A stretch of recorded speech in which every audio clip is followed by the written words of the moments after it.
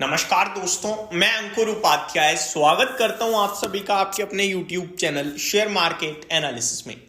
दोस्तों, बहुत सारे ट्रिगर्स हैं इस समय आप सभी के साथ शेयर करने के लिए। कल बाजार ओपन होने से पहले करीब 9 ट्रिगर्स मैंने लिखे हैं। पहले नाम बता दूं, निफ्टी के लेवल्स को डिस्कस करेंगे, FIDIs का डेटा, अमेरिका का बाजार, भारत का इन्फ्लेशन के चलते रेट कट की उम्मीदें थोड़ी बढ़ते हुए दिख रही हैं और नए गवर्नर संजय मल्होत्रा जी से अब एक्सपेक्टेशंस थोड़ी सी ज्यादा हो रही हैं भारत को।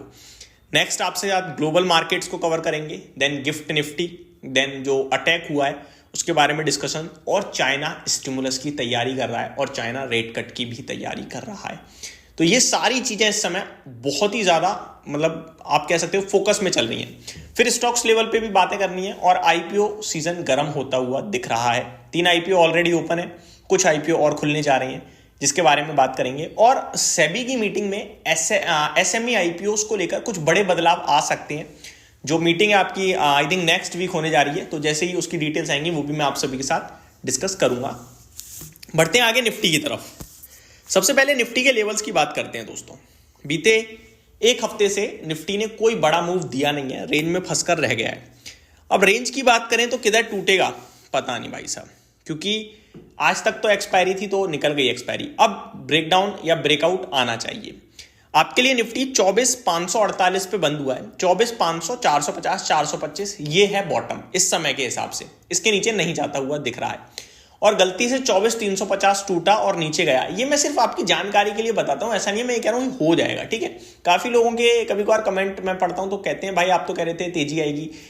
पूरे हफ्ते संडे को आपसे कहा था कि कल हम निफ्टी के पीछे चलेंगे, अगर लेवल ब्रेक करेगा तो जाएंगे, नहीं करा। फिर मंडे शाम को फिर आपसे इसी समय कहा कि ट्यूसडे को ये लेवल ब्रेक होगा तो करेंगे, नहीं हुआ। तो लेवल आपके साथ डिस्कस कर रहा हूं, वो लेवल नहीं होगा तो हम कुछ नहीं कर सकते भाई साहब। अभी भी मैं सिर्फ 2-3 चीजें बता रहा हूं। 24,548 पे बंद हुए हैं, 24,500 पे आ जाएं, 450 पे आ जाएं, 400 पे आ जाएं। निफ्टी खराब नहीं है। 150 पॉइंट नीचे तक सिर्फ और सिर्फ पॉजिटिव और खरीदारी का मौका है, ऐसा लगेगा। 24,350 के ऊपर जब तक हम लोग हैं, आपको मार्केट पे पॉजिटिव रखना है अपना सेंटीमेंट। 24,350 के नीचे टेंशन बढ़ेगी, नेगेटिव होगा और क्लोजिंग कहीं ना कहीं फिर 24,000 की तरफ लेके जाएगी हमें, जिसकी एक्सपेक्टेशंस अभी थोड़ी कम दिख रही हैं। अब आता हूं पॉजिटिव क्या है।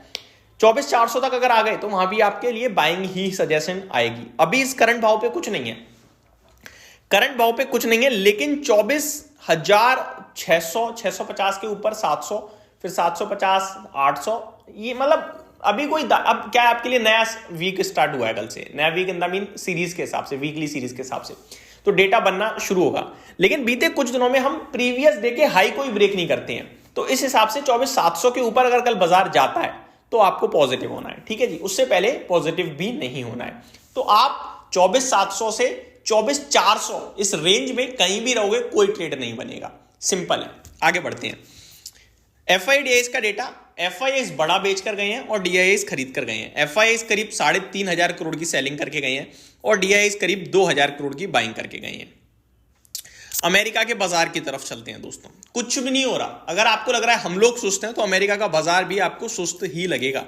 डाउ 8 पॉइंट ऊपर है, नेस्डेक आधा % नीचे है क्योंकि कल भाग गया था, S&P 500 15 पॉइंट नीचे है और रसल 2000 3 पॉइंट नीचे है। कुछ नहीं हो रहा भाई साहब। अगर बात करूं भारत के CPI डेटा की तो पॉजिटिव डेटा आया है, मैं आपको बता दूं। अनुमान था 5.53% के इन्फ्लेशन का, लेकिन उसके सामने 5.48% पे आया, तो अच्छी बात है।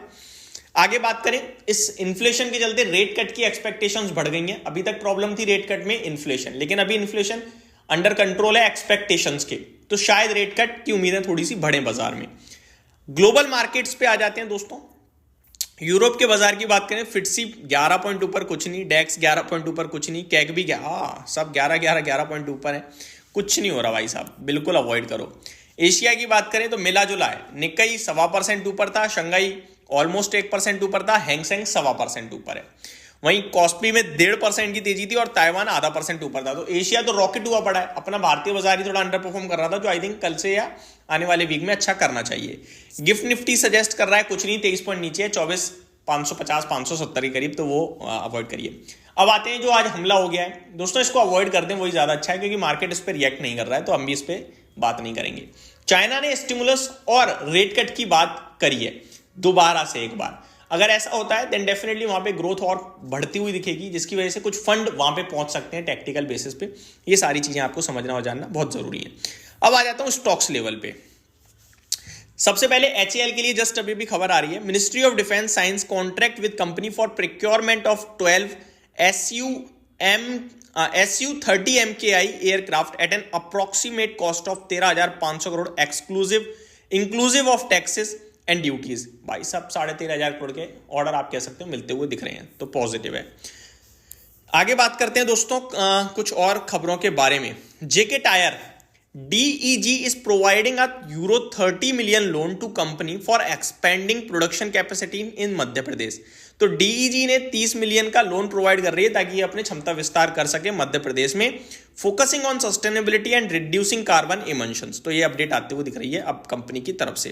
पेनार इंडस्ट्रीज की तरफ से खबर है, company to enter into JV to manufacture cell of solar module cells, JV agreement with Jetwerk manufacturing business. तो जॉइंट वेंचर हुआ है जेट वर्क मैन्युफैक्चरिंग के साथ सोलर मॉड्यूल्स के लिए। तो ये एक अपडेट आते हुए दिख रही है।